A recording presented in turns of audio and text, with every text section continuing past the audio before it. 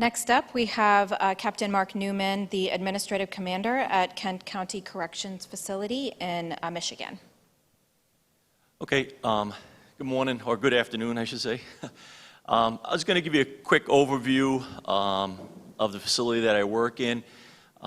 It is in the second largest city in Michigan, a city called Grand Rapids, and it is quite a large jail. It does house upwards of 1,500 inmates, and so there's quite a bit of challenges associated with that and mental health aspects.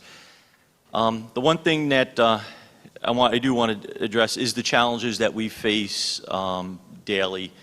One of the things that we really struggle with is right in the pre-booking process. Those individuals that are coming into jail, getting them the right resources to assist them with their mental health issues.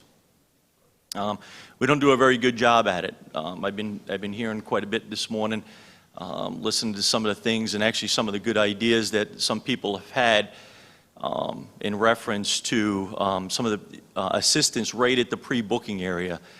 Many times we do have repeat offenders. We have people that are coming in 20 or 30 times a year that have mental health issues, and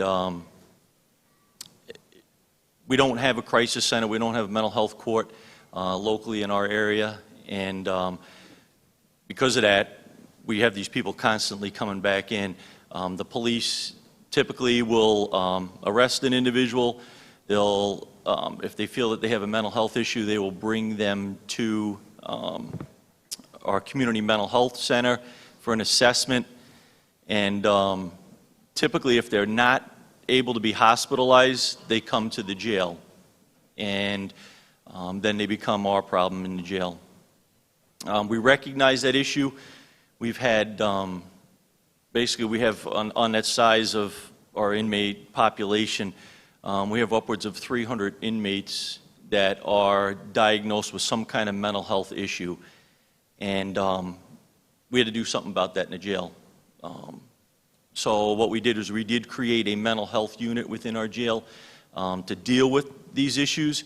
And actually we've gotten pretty good at dealing with the issues in the jail.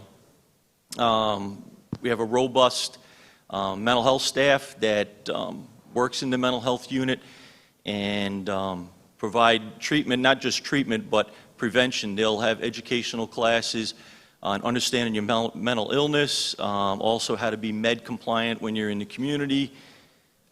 We have an officer that works in the mental health unit alongside our mental health staff, and the inmates, they do feel a level of safety and security in these units, but unfortunately we can only house about 50 of them in there.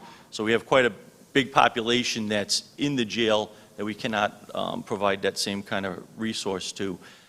So we do have to get people out there dealing with these individuals out there that have some of these mental health issues. We do have about 36% of the population is on psych meds.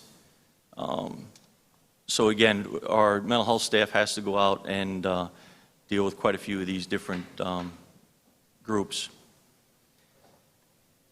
Some of the challenges, though, are when we do get to the point where we're going to divert people out back into the population, back out into the community.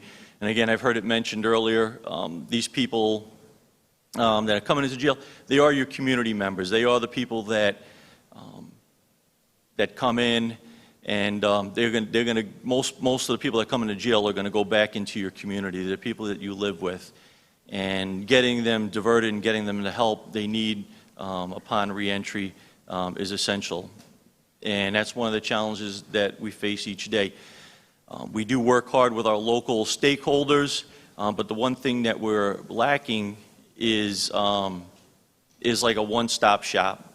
Some of these people have mental health issues, some of them have medical issues, some have a combination of both, or substance abuse issues, and they're diverted to one stakeholder or the other. And that's why I'm looking at this the CCBHC model, where people can be diverted from our jail into a center where they can get all those needs met when they get released. Thank you, Mark. Next up,